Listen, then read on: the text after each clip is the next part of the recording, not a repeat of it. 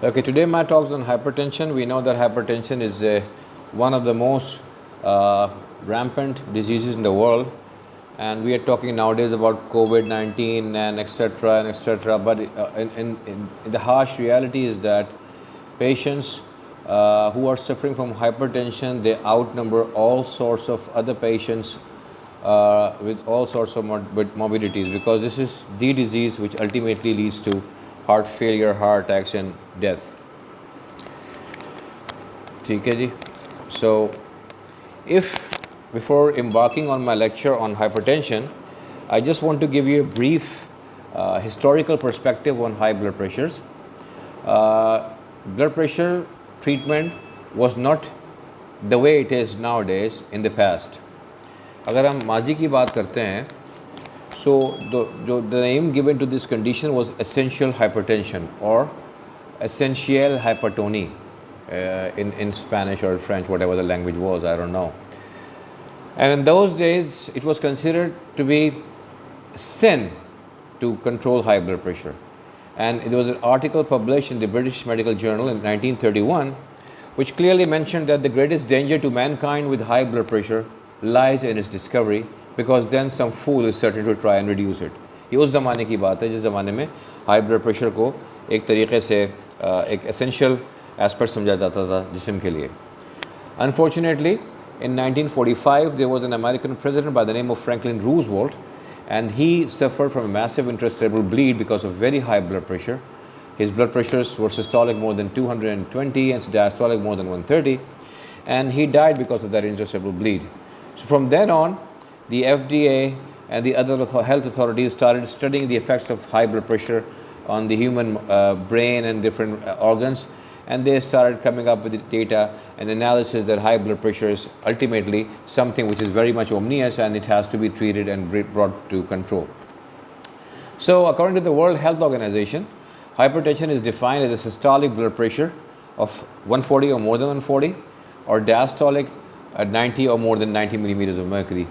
And if we consider this definition to be precise as diagnosing patients with high blood pressure, we should be aware of the fact that at this point in time, when there are almost 8 billion people living on the planet, we have more than 1 billion people who are suffering from high blood pressure. That is a staggering amount of numbers.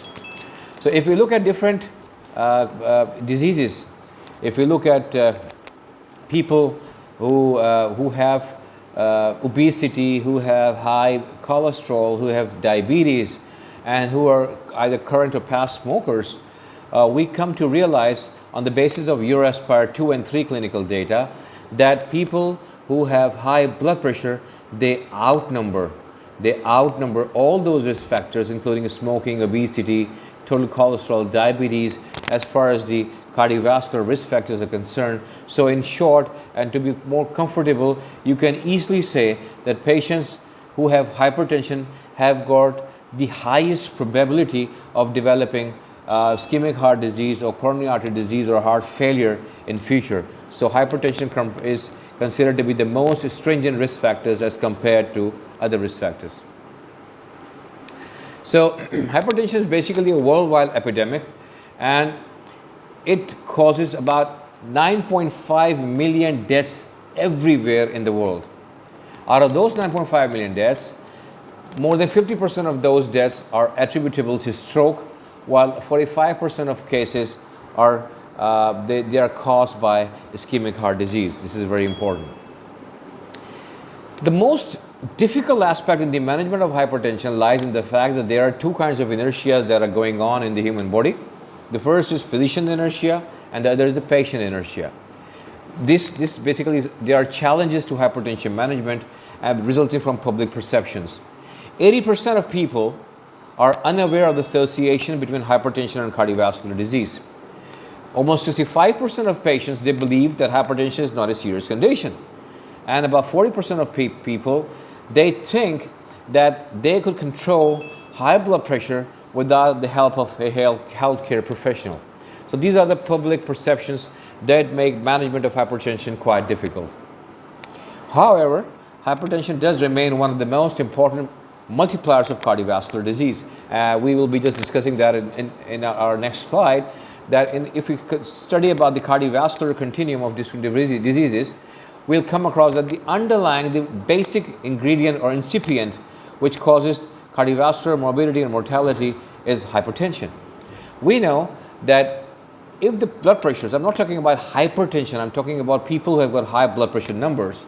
And if we look at those numbers, if they are more than 140/90, blood pressure is associated with 69% of first myocardial infarctions, 74% of chronic heart diseases, 77% of first strokes, and 91% cases of heart failure. So in a person who develop either MI, heart failure, stroke, the first thing that all the medical students are supposed to find out or look for is high blood pressure. This is an old slide, but it does depict the cruel picture of hypertension and what hypertension does to the human body.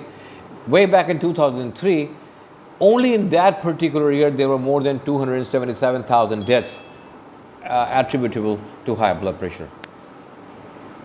So if we look at the heart study, the InterHeart study, which was a very famous study comprising of different risk factors for cardiovascular deaths and mortality, in which different risk factors were studied like high blood pressure, tobacco use, high cholesterol, patients who were either obese or underweight, patients who were observing unsafe sex, patients who had high BMI, patients who were sedentary, patients who were alcoholic, and then of course people working in factories where indoor smoke from solid fuels used to develop and enjoy and endanger their lives, and patients who had severe iron deficiency anemia.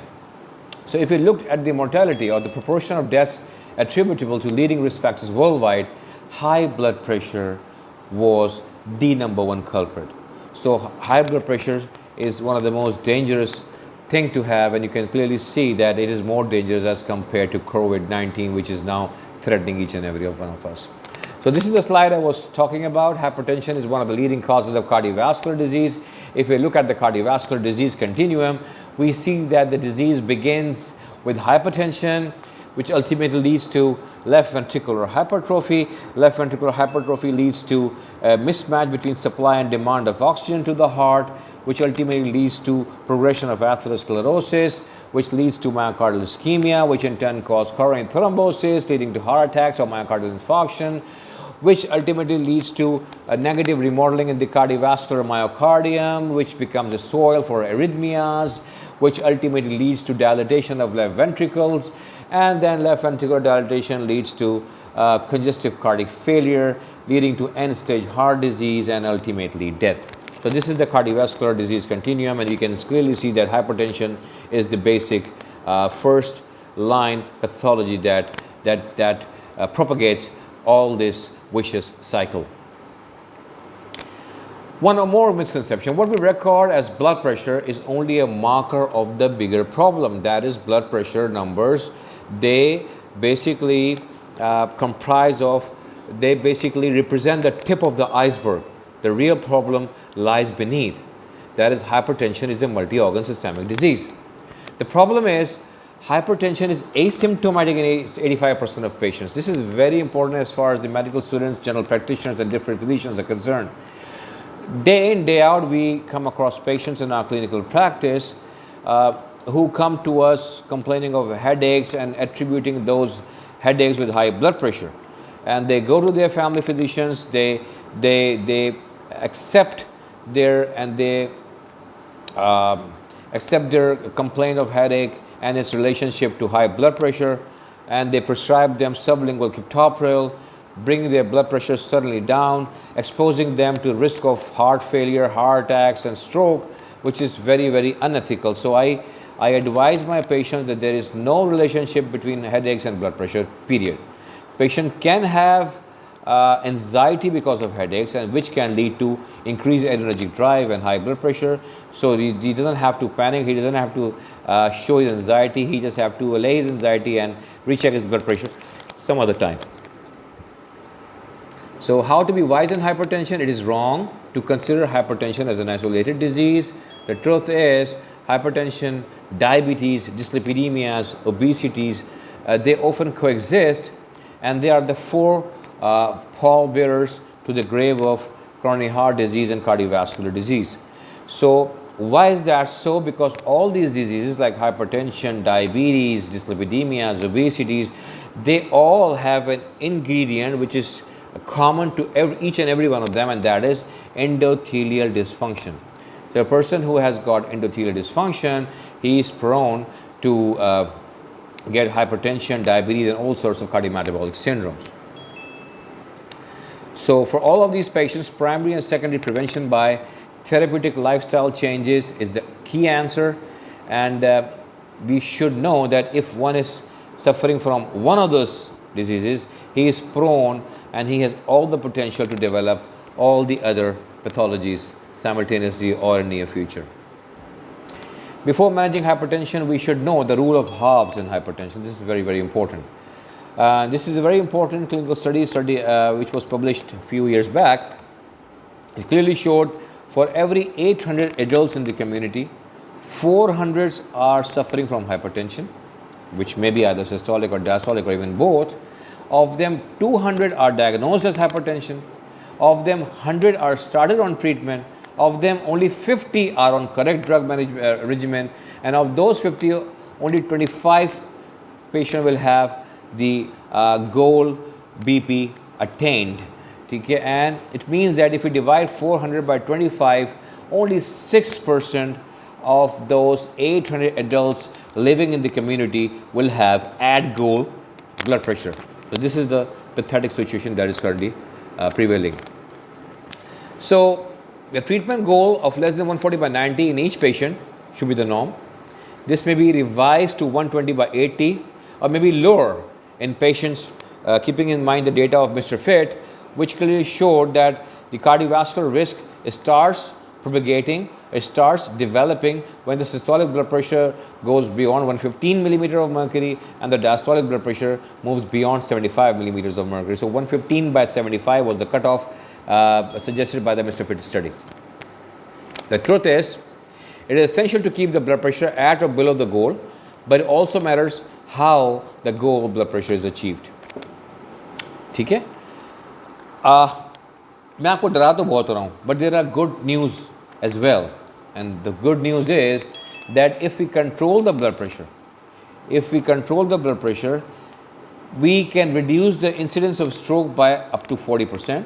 We can decrease the incidence of myocardial infarction by 25%, and we can decrease the onset of heart failure by 50%. So this is the amount of the improvement, amount of benefit that one can attain if we treat the blood pressure properly. So if we look at blood pressure as a cardiovascular risk, we can see that the person who is suffering from high blood pressure is also having concomitant heart attack in 25% of cases, heart failure in up to 50% of cases, stroke in up to 70% of cases, sexual dysfunction, dementia, and the composite of all these risk factors as a whole might exist. Some aspects about blood pressure measurement. Accurate blood pressure measurement should be the norm. Systolic blood pressure can be higher in one arm and diastolic blood pressure in the other. So we have a change in blood pressure numbers in both the arms, but the change is not more than 5 to 10 millimeters of mercury. The patient in lying position has a different blood pressure as compared to the patient who is standing. Reason being, the blood flow is different in the supine and in the erect posture. The difference in both the arms should be less than 5 millimeters of systolic, and 91% have less than 10 millimeter differences.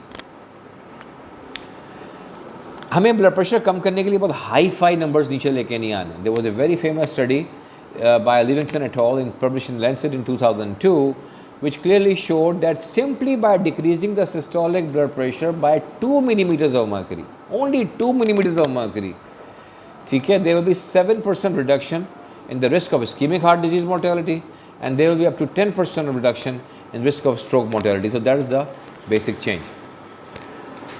Unfortunately, poor control rates in hypertension management, they occur because of high salt intake, a poor lifestyle of our community, dietary changes, lack of exercise, our poor access to medical care, lack of availability of effective medications, lack of compliance on the part of physicians because of so many factors like cost, lack of education, lack of awareness of benefit of treating the patients, and there are small number of patients who are truly resistant as far as the management is concerned. By the way, the term resistant hypertension implies that the person is blood pressure is still high even after prescribing 3 medications, 2 conventional medications, and the third one is diuretic in optimal doses. If patients, they are having multiple risk factors, at times it becomes difficult for them that their blood pressures are controlled properly. And then of course we have got need for new approaches where treatment is advancing, management is advancing, so we should look upon different strategies in controlling the blood pressure. The worldwide prevalence of hypertension is increasing as depicted in this diagram, and we all know that if you have blood pressure, you are prone to develop cerebral hemorrhage, heart failure, heart disease, myocardial infarction, left ventricular hypertrophy, aortic aneurysm, peripheral vascular disease, retinopathy, hypertensive encephalopathy, and chronic kidney failure.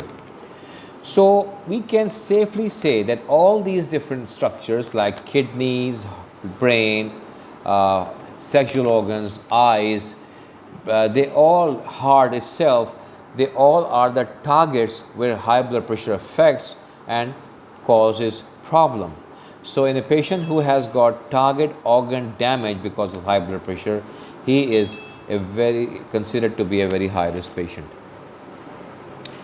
We should know that in 95% of patients we have the blood pressure or hypertension which is known as primary hypertension, meaning thereby that there are no underlying causes and there is no underlying etiology for the development of high blood pressure. However, there is a tiny amount of patients comprising of 3 to 5% of patients who have identifiable causes of hypertension, and this form of hypertension is called secondary hypertension. And the importance of finding out or diagnosing secondary hypertension lies in the fact that these patients, if the causes are identified and treated, the source of hypertension is treated, the blood pressure numbers are brought down, and these patients are considered to be cured of the disease rather than controlled of the disease. So what are those conditions? Sleep apnea. Sleep apnea is one of the most underdiagnosed disorders in our part of the world. Patients who are obese, patients who snore, patients who have got acanthosis nigricans, patients who awaken at night frequently because of breathing difficulties. They have increased somnolence during the daytime. So these are the patients who should be suspected of having obstructive sleep apnea, and they should be evaluated because these are the patients who, if their sleeping habits are improved, their blood pressure numbers are improved and they can live normal life. Then there's drug-induced hypertension like steroids. They can cause high blood pressure, corticosteroids. Then there's primary aldosteronism like Conn syndrome. So because of a tumor in the adrenal medulla, this adrenal gland, this can cause primary aldosteronism and high blood pressure. Then one can have chronic kidney disease, and this is a very important cause of secondary hypertension. Then there are renovascular disorders like fibromuscular dysplasia, adrenal artery stenosis that can result in high blood pressures and flash pulmonary edema. And then Cushing syndrome, pheochromocytoma, coarctation of aorta. These are the underlying diagnoses in patients who have got secondary hypertension. If you go for, and these, at least on the basis of history, one should try to explore the causes of secondary hypertension, especially in 2 settings to be particular, and in general in all the patients. What are those 2 settings? If the blood pressure develops suddenly in an elderly, or the blood pressure develops in a young patient. So what are the physical evaluation procedures? Appropriate blood pressure measurement with verification in the contralateral arm. We always compare the 2 arms in order to find out whether there is a difference in blood pressure in both the arms, implying that there is subclavian stenosis. Examination of optic fundi to look for hypertensive changes in the retina. Then you have to look for BMI. Then you have to auscultate for carotid bree, abdominal bree, and femoral bree to find out if the patient has got peripheral arterial disease. Then examination of heart, lungs, and kidneys. You seek abnormal aortic pulse, examination of edema and abnormal pulses in the lower extremities. And then, of course, neurological examination is of paramount importance. One of the very common causes of secondary hypertension is renovascular hypertension, comprising of fibromuscular dysplasia or renal artery stenosis. The characteristic features of those patients are hypertension under the age of 50 years, generalized vascular disease like peripheral vascular disease, mild to moderate renal dysfunction, sudden onset pulmonary edema, which is also known as flash pulmonary edema. These patients tend to have renal bruit, and all these characteristics are present in most of the patients who have got renovascular hypertension. So what are the management goals? Therapeutic lifestyle changes, treat blood pressure to target, optimize blood sugars, manage cardiovascular disease according to the ACC/AHA guidelines, regular follow-ups, and make sure that the patient remains compliant to your advice. You can also diagnose the patient beautifully well by 24 hours ambulatory blood pressure monitoring, because there are patients who have high white coat hypertension who come to the clinic and they have high blood pressure and they complain that their blood pressure is absolutely normal at homes. On the other hand, you do also have patients who have got masked hypertension. That is, when they come to the office, they have got low blood pressure or normal blood pressure, but when they go home, they have got very high blood pressure numbers. So to exclude all the remote possibilities, you can advise a 24 hours ambulatory blood pressure monitoring, which can give you the exact diagnosis. We can come up with the finding of dipping at night or nocturnal dipping, which is a normal phenomena, or loss of this nocturnal dipping, which might identify patients who have got enhanced endothelial dysfunction like diabetes, autonomic insufficiency, and chronic hypertension. And the recommended thresholds for ABPM includes the 24-hour average of, if we diagnose the patient has hypertension on the basis of 24 hours ambulatory blood pressure monitoring, the thresholds are the average of 24 hours is more at 130 by 80 or more than that. The daytime average is more than 135 by 85, and if the nighttime average is 120 by 70 or more than 120 by 70, we label that patient to have hypertension. Principles of antihypertensive drug therapy: we should not delay the drug treatment. Lifestyle changes often do not succeed, so we have to give treatment along with lifestyle modifications. We should follow the patient at 6-week interval until the control is achieved, and then there should be a 6-month period of undertreated hypertension. We should decrease this period from 6 months to 6 weeks. And we know that if the person loses to follow up, if he goes home and doesn't come back to follow up and more than 6 months lapse, then this patient is prone to develop cardiovascular morbidity and mortality. So what are the guidelines for treatment? You should observe non-pharmacological interventions for everyone if the blood pressure is 120 by 80 or less than that, and you should observe the patient if the blood pressure starts moving up from there. If the blood pressure is between 120 and 129, and drug therapy is only indicated in special cases. If the blood pressure systolic is between 130 and 139 and diastolic is 80 to 89, again drug therapy for high risk cardiovascular risk patients like chronic kidney disease, patients who have got aortic dissection or coarctation of aorta. And if the blood pressure is more than 140 by 90, then this is universally diagnosed as hypertension and everybody should be treated. As far as the drugs are concerned, we have got different cocktails available as far as antihypertensive therapies are concerned. We know that to reduce the salt from the body and water, we give diuretics. We have got adrenergic receptor blockers, which comprise of alpha and beta blockers. We also have humoral regulators, in which we give ACE inhibitors, ARBs, and MRAs. And then, of course, we have drugs that affect on blood vessels directly. And on that note, we have calcium channel blockers, hydralazine and minoxidil. Recently, not that recent, but about 3 years ago, there was a very famous landmark study which came up in the market by the name of SPRINT, and that changed the entire spectrum of hypertension management. Among patients at high risk for cardiovascular events but without even diabetes, targeting a systolic blood pressure of less than 120 millimeter mercury as compared with less than 140 millimeter mercury resulted in low rates of fatal and non-fatal major cardiovascular events and death from any cause, although significantly higher rates of some adverse events were observed in the intensive treatment group. So that data, that trial clearly showed that patients who do not have diabetes, their systolic blood pressure should be ideally less than 120 millimeters of mercury, but keeping in mind their J curve in mind. So I just move forward. Let's move on to hypertension in pregnancy, which is also very common and which will affect your management in patients in that patient population which is pregnant.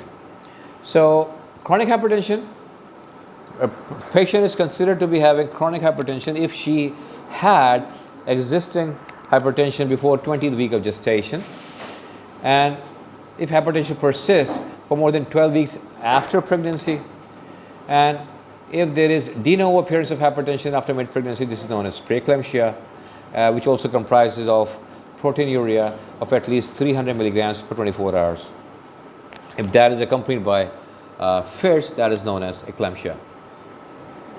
So preeclampsia superimposed upon existing hypertension should be evaluated with 24 hours urine output, and the patient has proteinuria. This patient is assumed to be having preeclampsia. Okay. A quick word regarding hypertensive emergencies before I end my lecture. We know that the pathophysiology of hypertensive emergencies, they are very, very dangerous, and they lead to catastrophic outcomes like hypertensive encephalopathy, intracerebral hemorrhage, aortic dissection, very high blood pressure that occurs certainly can lead to acute myocardial infarction or acute chronic syndromes, and it can also lead to acute heart failure.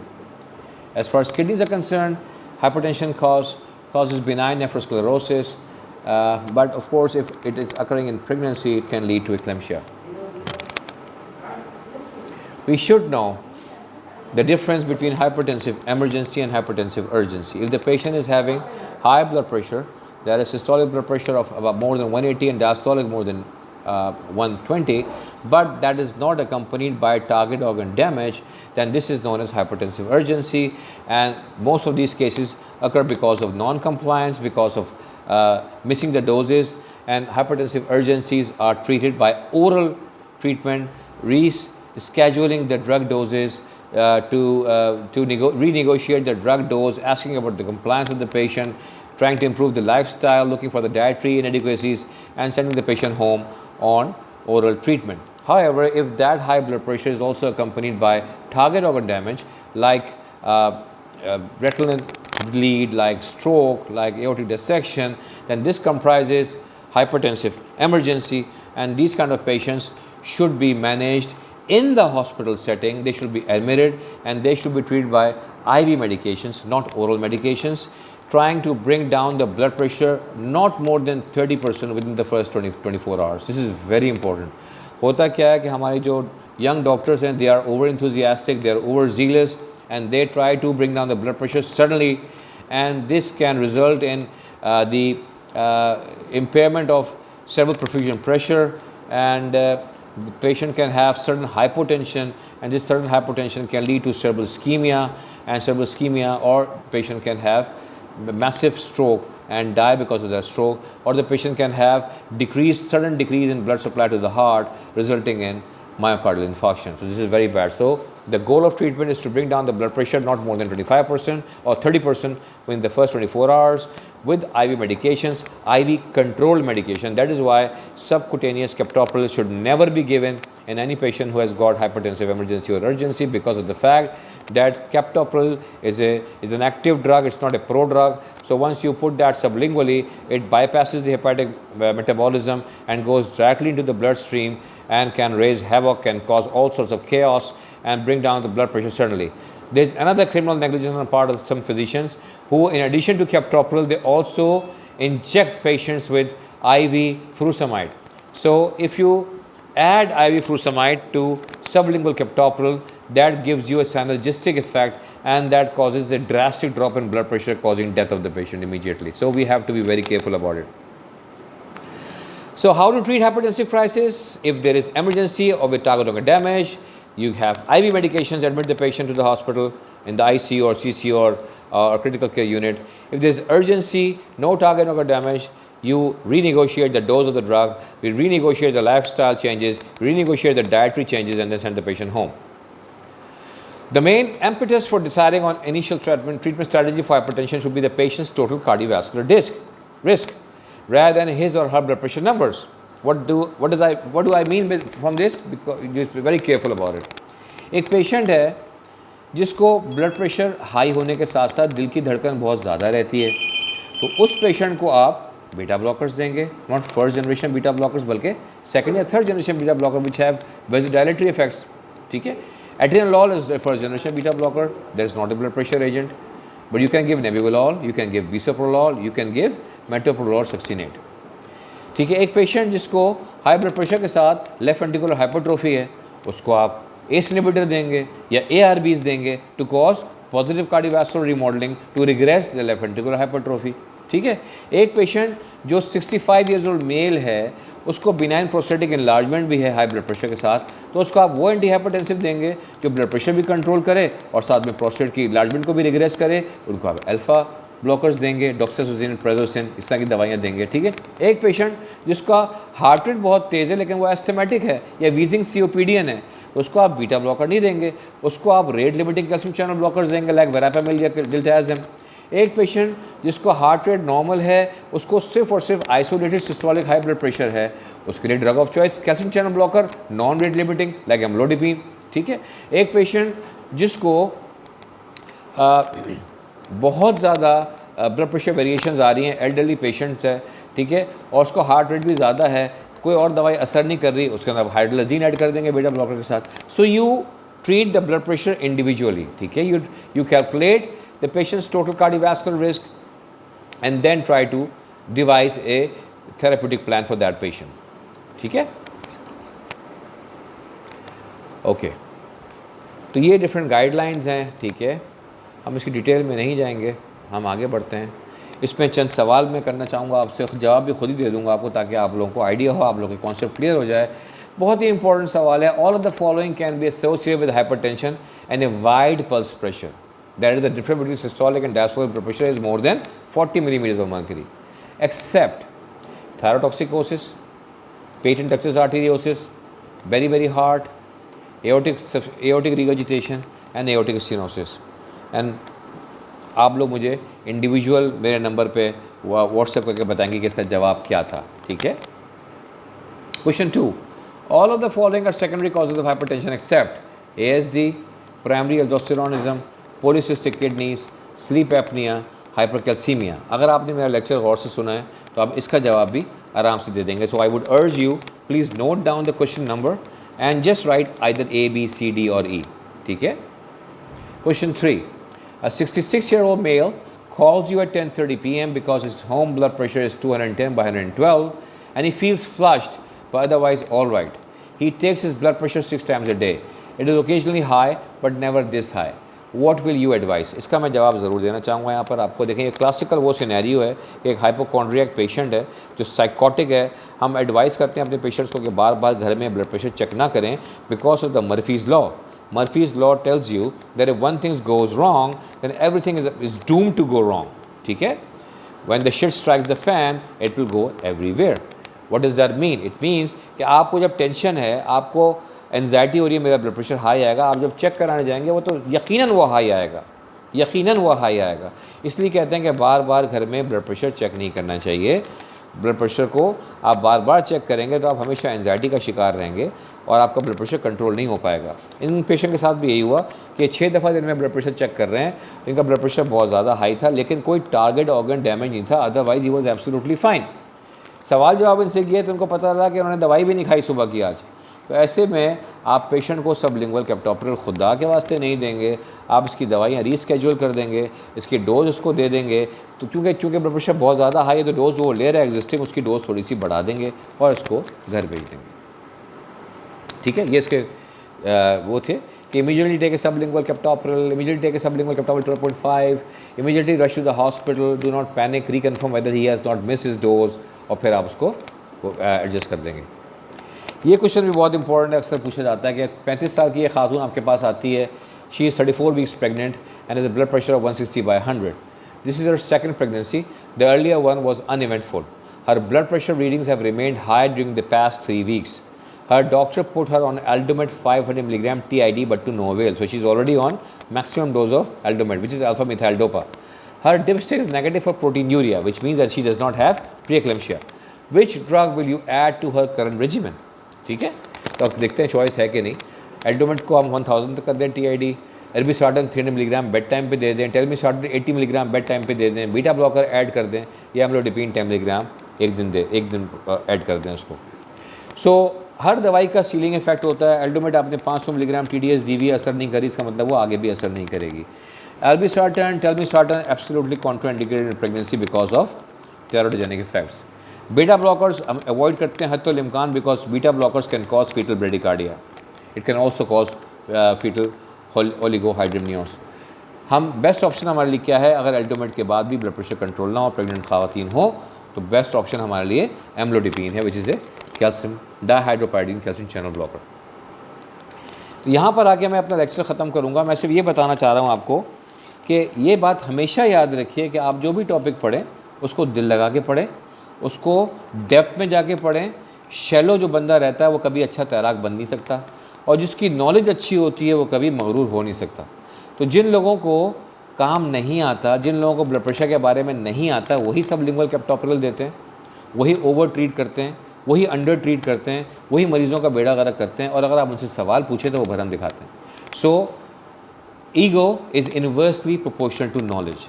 The more knowledgeable you are, the lesser the ego you will have. ठीक है, thank you very much. तो this was a lecture, अब मैं इसको upload कर दूंगा। I hope you like the lecture. कोई question answer session, question answer करने हैं तो काइंडली आप मुझसे ज़रूर क्वेश्चन कर लीजिए। मैं आपको सबको अनम्यूट कर देता हूँ। भाईजान अनम्यूट कैसे करेंगे सबको? सबको अनम्यूट कर दो। नहीं हो रहा ना? नहीं हो रहा, कुछ नहीं हो रहा। ये तो मसला है।